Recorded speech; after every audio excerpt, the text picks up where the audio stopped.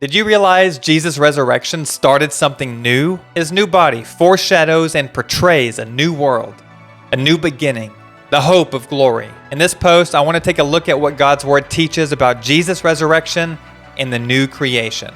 And then I want to show you why that's so important for you and me today. But before we look at the resurrection, I need to clarify the Christian's hope regarding heaven and the new earth. Most people think that heaven is the Christian's eternal hope, but that is incorrect. Heaven proper is a separate realm filled with God's presence. It's like a rock concert where all you can hear is the music. That's heaven, except God's presence is hitting every sense you have.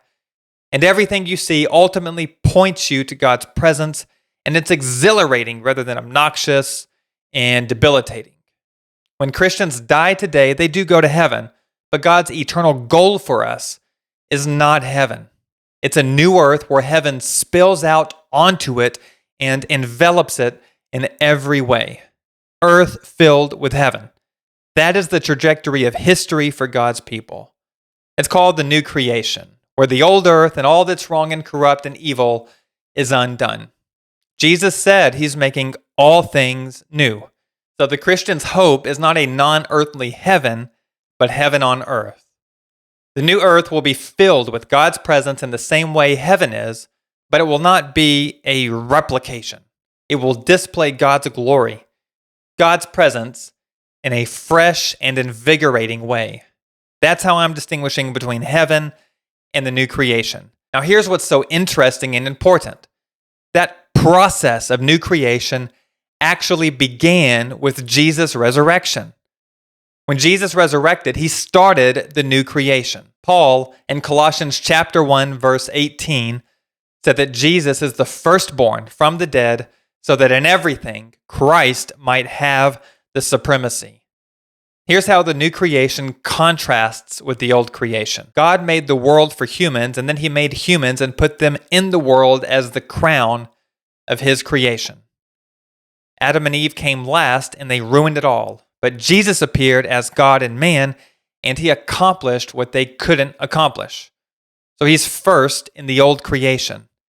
When he resurrected, he became first in the new creation.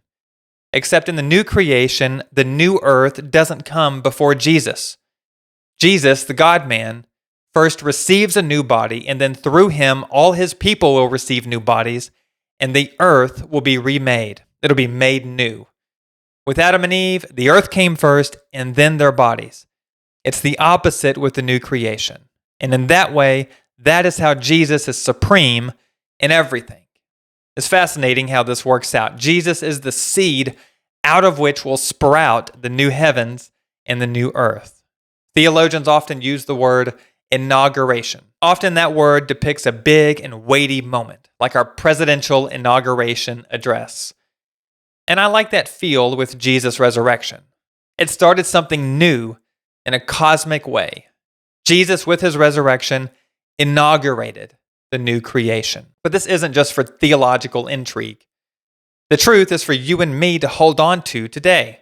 Paul in 1 Corinthians chapter 15, verse 53, said, "We will have new bodies just like Christ's." What's perishable, our current bodies, will inherit what is imperishable, our new bodies. What's immortal, our current bodies, will inherit what is immortal, our new bodies. Death will be swallowed up in victory, and we will live with Jesus forever and ever. A new body on a new earth is the greatest gift God can give you outside of a relationship with himself and outside of the family of the redeemed. Having that hope has a way of getting us out of bed. Having that hope has a way of filling us with enthusiasm for the day. Having that hope has a way of giving us strength to take one more step through tough times. Our future remains secure with him. We will have a new body like his. What a thought. What a promise.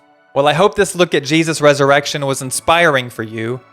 My name is Aaron Massey. If this walk through God's Word was helpful, please take a second to like and subscribe so that others can find teaching just like this. Thank you so much for listening, and I'll see you next time.